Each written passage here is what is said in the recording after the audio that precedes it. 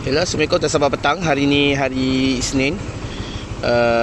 So jam sekarang menunjukkan pukul 7.18 minit. Pukul 5.18 minit petang. So sekarang saya menuju ke TC, lebih tepatnya menuju ke Loteng sebab ada majlis perpisahan. Tapi sebelum pada tu kita kena pergi kat Sungai Sapjaya dululah sebab saya ada perjumpaan dulu dekat Sungai Sapjaya, dekat pasar malam. So kita pergi pasar malam dulu. Jom. Alright, so sekarang kita berada di area Dewan Mentiga dekat Sungai Isap, Masjid Al-Falah yang baru siap ni lah. So tadi nak pergi pasar malam tapi tukar plan pergi ke area sini sebab kat sini ada kedai macam jual-jual makanan. So singgah sini dulu, lepas tu baru kita gerak pergi ke TC lah. Alright.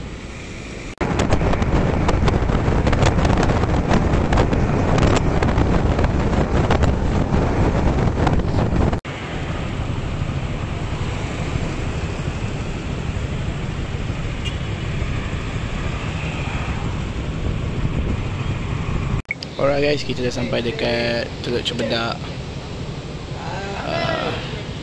Sekarang pukul 6.17 minit. Sekarang tunggu yang lain lah untuk sampai. Alright, kita dah naik ke atas. So macam ni rupa dia. Kita reserve daripada sana sampai ke ujung, untuk 23 orang kot. So inilah pemandangan dekat dalam Loteng ni. Lawa-lawa.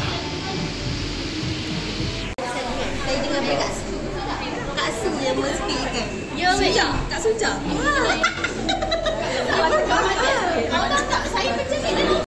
Alright guys, dah settle majlis akhirnya.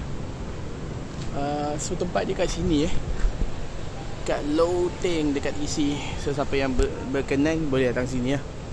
Alright, so kita nak bergerak balik. Saya tak ada tinggal apa-apa dah. Jom on the bike. Alright, tadi kita berhenti beli air dekat Family Mart sini. Okay, Family Mart. So nak kita nak bergerak balik dah. Sekarang jam menunjukkan pukul pukul 8 minit. So kita ambil balik. Let's go. Alright, sekarang kita berada di pantai Tembeling. Kita lepak sini sekejap, lepas tu kita ambil balik. Let's go.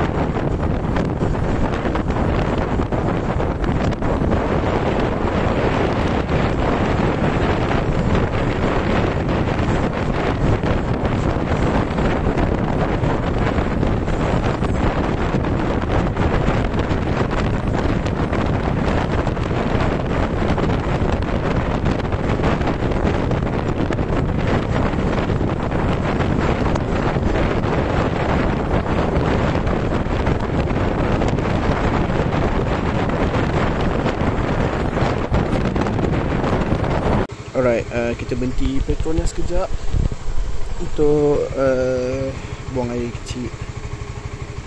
Berhenti buang air kecil kejap, okay?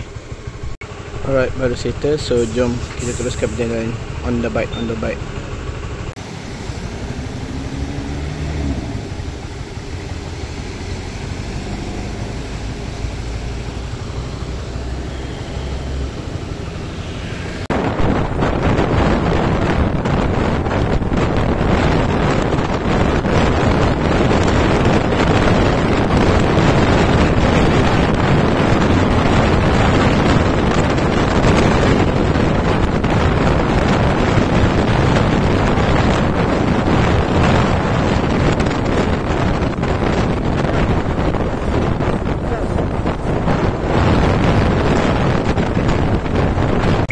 Alright, itu saja guys untuk video kali ni. Agak short sikit lah sebab banyak